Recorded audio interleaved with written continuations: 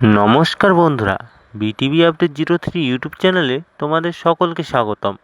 তোমাদের জন্য কিন্তু একটা খুবই খুশির খবর আছে। যারা যারা এখনো আধার কার্ড আপডেট করনি তাদের জন্য কিন্তু খুবই খুশির খবর আছে।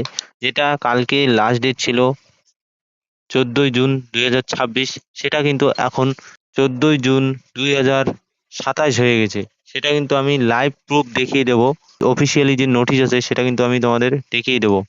সবার প্রথমে এখানে আমি মাই আধার সার্চ করে কিন্তু ওয়েবসাইটটিকে ওপেন করে নিয়েছি। ওপেন করার পর কিন্তু আমি এখন দেখিয়ে দেবো, তোমরা লাইভ প্রুফ কিন্তু দেখতে পাবে কতদিন পর্যন্ত ফ্রি ডকুমেন্ট আপডেট করতে পারবে।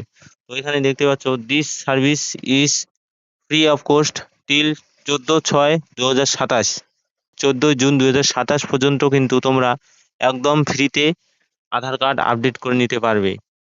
এবং ঘরে বসে তোমরা কিভাবে চেক করবে তোমাদের আধার কার্ডটা আপডেট করতে হবে নাকি করতে হবে না, সম্পূর্ণ কিন্তু এই ভিডিওতে আমি দেখিয়ে দেব।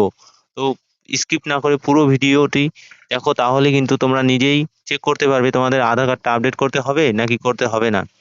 তো চ্যানেলে যদি নতুন হয়ে থাকো, চ্যানেলটিকে সাবস্ক্রাইব করে পাশে থাকা বেল আইকনটি অলে সেট করো, যাতে আমার প্রত্যেকটা ভিডিওর নোটিফিকেশন সবার প্রথমে তোমাদের কাছে পৌঁছয়।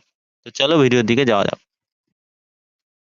সবার প্রথমে তোমার মোবাইলের ক্রোম ব্রাউজারটিকে ওপেন করে নেবে। ওপেন করে সার্চ বারে সার্চ করে দেবে মাই আধার। ঠিক আছে, সার্চ করার পরে এই ওয়েবসাইটটিতে কিন্তু চলে আসবে।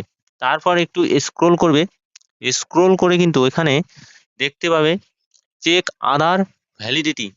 এই যে দেখতে পাচ্ছ চেক আধার ভ্যালিডিটি, এইটাতে কিন্তু সিম্পলি ক্লিক করে দেবে। ঠিক আছে, তো এটাতে ক্লিক করার পর কিন্তু এরকম একটা ইন্টারফেস চলে আসবে। আর এখানে কি চাইবে দেখো, এখানে আধার নাম্বার বসিয়ে দিতে হবে, তারপর নিচে ক্যাপচা কোড বসিয়ে দিতে হবে।